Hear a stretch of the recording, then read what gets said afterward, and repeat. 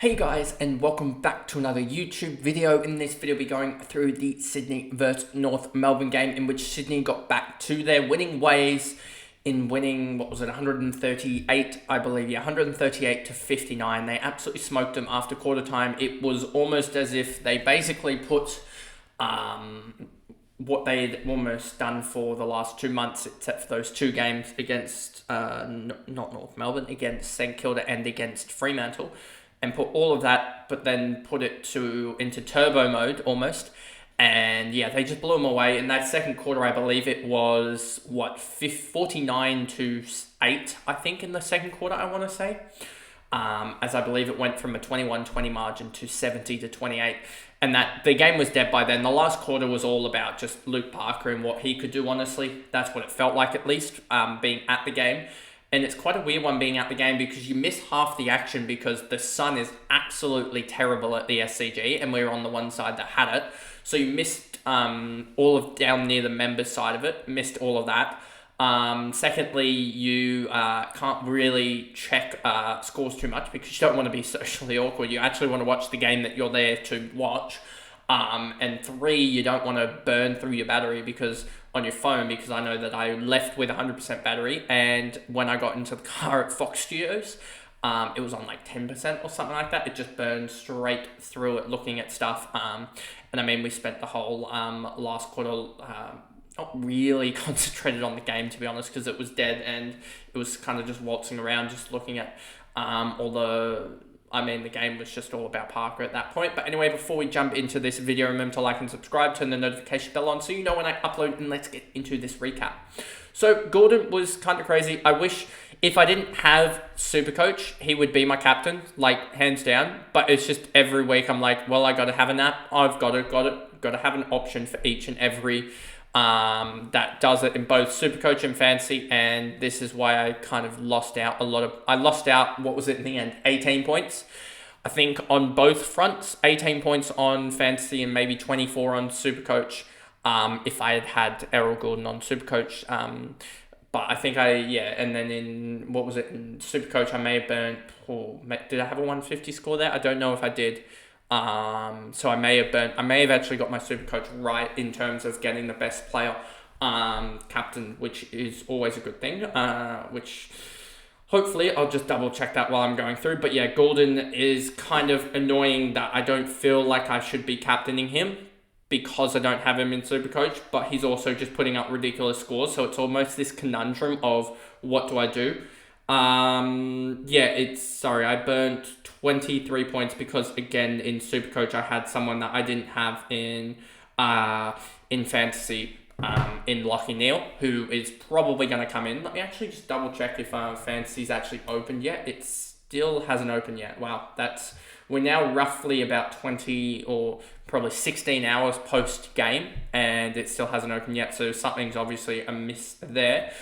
Chad Warner, he was absolutely huge in the second, kicked a couple of goals, I believe, in the second, or was it one in the second and one in the... No, it looks like it was 2 in the second. 2 goals and a behind in the second. He was absolutely huge. 2 goals, 31 touches.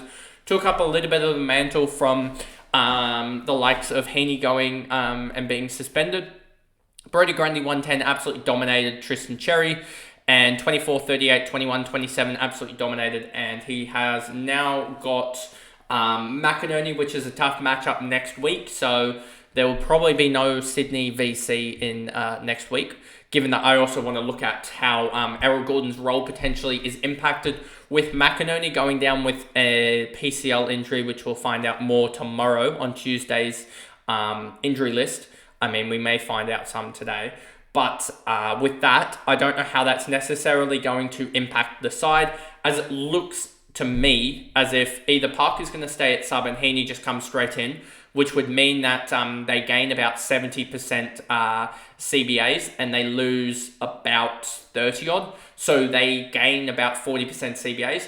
And whether that drops off from a Goulden, from someone else or whatever, that could be the case. But I do want to just watch this roll with Goulden just to see how it develops because Parker's best 23. I don't know whether they'll put in best 22. If they put in best 22, then Goulden's role may just fall a little bit. He may just lose back, because if we look at this, you'll see exactly what I'm referring to here with the CBAs. And honestly, as a Swans fan, I don't know which way this is going to go, because you'll see here, Gordon had an uptake of 15%. I see him back to this sort of 33% here when Isaac Heaney comes back. But then you lose in that 33%er. Obviously, Rowbottom was a little bit ahead. So let's actually look at a game here that was more normal. I think this game here, this Geelong game here, you had 69% Heaney, 72% James Rowbottom, 78% Chad Warner, then 25% Goulden, 38% Adams, 13% Papley, 19% McLean, doesn't matter. McInerney only 6%.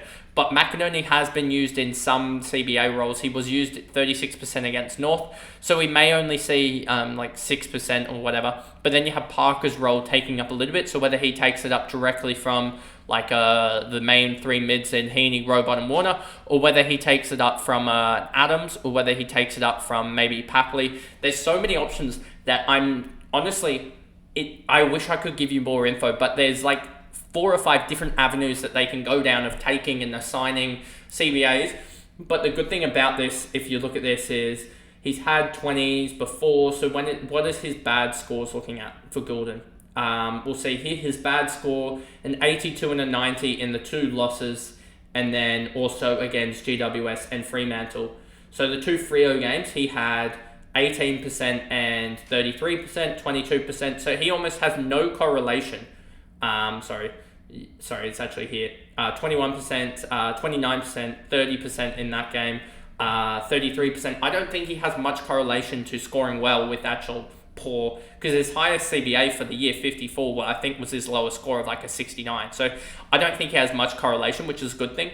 But it'll be interesting for potentially Heaney or Chad Warner, as I think they are ones that, or potentially even Rowbottom. But also you have to also factor in the likes of, where is he here? He wasn't actually involved in any CBAs, was Callum Mills as well. So just another conundrum there. So I just want to put a watch on that for the next week or two, as even as a Swans fan, I got no idea. We went through Grundy, Papley. Papley was on fire. He's getting back to his best the last couple of weeks. I know I'm going to look through the fantasy side of it, but I'm pretty sure you'll see he is back and firing here. He's gone since the bye 5, 9, 10, 14 goals in 6 games. And that's 14 goals, 11. So he's had a lot of shots as well. So he's really, really firing. Obviously not a fantasy option, just because he doesn't get enough of the football.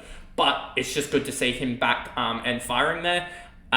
Logan McDonald as well, another guy that's been firing since he got that contract renewal. I know that was only a little while ago. But he is another guy that's had 6 goals, 5 in the last 2 starts and really stepped up his game. He really got on top early. Had, I think, 8 touches in the first 10 or so minutes. Not going to be fantasy relevant.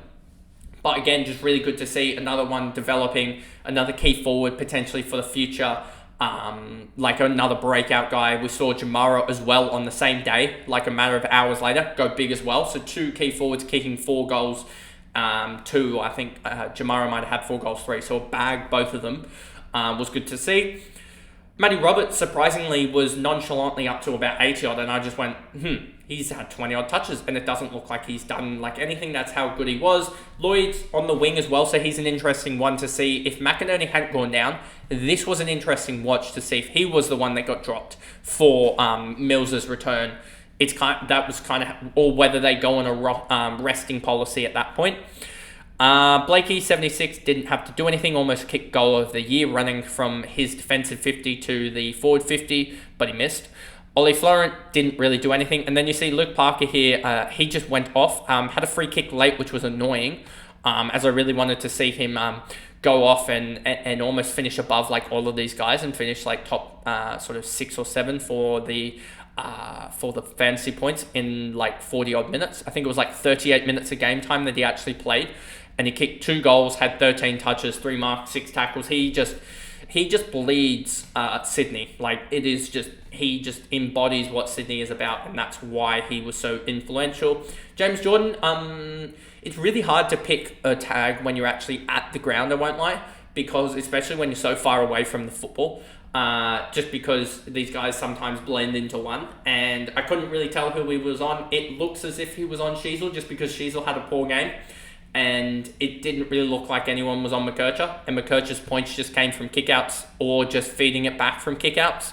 It was quite annoying to see him rack up points just for that, but it was good to see he got a massive bench stint as well for non-owners.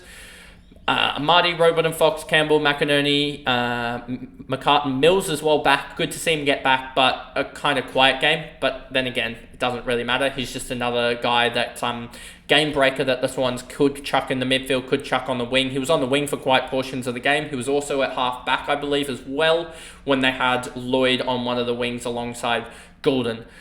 And the good thing about Goulden anyway is that with that CBAs, it really doesn't matter because he basically, we joke, me and my mates, about the hazard lights being park anywhere lights. It honestly feels like Goulden gets the go anywhere light from John Longmire from Horse. So it really doesn't matter where he lines up. He's just going to go behind the ball. You've seen him take kickouts before this year. You've seen him, let's actually show you the proof that he's taken kickouts before. I think he took one in 2 games ago. He took one, I believe. Let's just show you this. He took a kick out 3 games ago. He's also been forward 50. He's been last line of defense. He just racks it up wherever he goes. So I'm not too worried about Errol's movements there. I just want to watch about the other players. And then no one else here really to talk about. Then we go over to North. I thought LDU was pretty good all day. 35-15, 32-24. Wasn't particularly damaging per se because he had 24, 5 and 7. But he just kept them in the contest. Zerha, I thought he got the better of. I forgot who his matchup was, but I thought he had the physical advantage there. Sherry got absolutely dunked on in the contest. I think he hit 20 hitouts to 35 or something like that, whereas Grundy here, 35 hitouts. I think the hitouts ended up 45-26. So yeah, they just dominated. Clearances as well. I don't have the clearance numbers for you, but I'm pretty sure the Swans won that as well as having more possessions. McKercher, just all from kickouts, literally. Which was kind of annoying. I think he had 9 kickouts, played on in all of them. That's 27 points, and I'm pretty sure he had a further probable 15 to 20 points off of the kickouts going straight back to him in some way. I know that he kicked one as well that he had to collect a handball receive off of it as well. So I know that he's definitely had points off of the basically 1-2s from kickouts. So he did all right. Simkin, 88. He was all right. A goal, 26 touches, 5 marks. Just sort of a decent midfield effort. Harris Sheasel, 29 touches, 4 marks, 0 tackles. Yeah, just sort of... I think he was, just looking at the stats here, it looks like he was the one that got held, as he had 32, 46 in the first 3, and then went off with 1, 2, 3, 4, 5, 6, 7, 8, 9, 10, 11, 12 touches in the last quarter. I'll double check that he had 12 in the last, but yeah, 12 of his 29, I believe. Let me just triple check that for you guys, which would be kind of telling of the impact that, he had, 1 second here, he had 12 in the last, Goulden had 13, so Goulden even one-upped him there.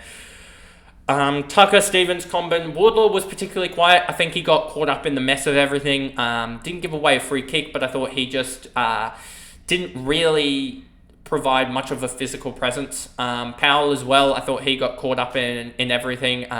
Definitely Papley got on top of him early, caused a turnover. Papley kicked the first goal and got stuck into him, which is what Papley does. But I think that maybe just unsettled Powell just a little bit. Scott, Curtis, Larky, Core, McDonald, Ford, Pink, Teakle, Dawson, Shields, Taylor and Archer. One thing I'll say about North Melbourne, looking and watching a little bit of that VFL game just at the end, I thought that Fisher was pretty good. So if he isn't injured, I think he could potentially return for Stevens. As Stevens, although he did have an alright game with 20 touches, it wasn't impactful at all. So I think that he could return potentially and then move either Tucker more up the ground or something, or move McKercher more up the ground and give Fisher back the role. So it will be interesting next week to see how that flows. And that'll be a watch there on the likes of Fisher, McKercher, as well as Sheasel, if Sheasel has a different role based on that. But I think that is all from this game here. And I think it's more of a watch on the teams who have returning guys in. I it's pretty obvious that Heaney's going to return. Who for? Well, McInerney's out, but whether Parker slots into the 22 or he's still sub is a question. And then also North with the likes of Fisher, it will be interesting given that there are quite a lot of guys that are just getting a game to get a game at this point at North. They're not really impacting the result at all. But anyway, that is the video they're going through the Sydney versus North Melbourne game, and I will see you guys in the next one. Bye, guys.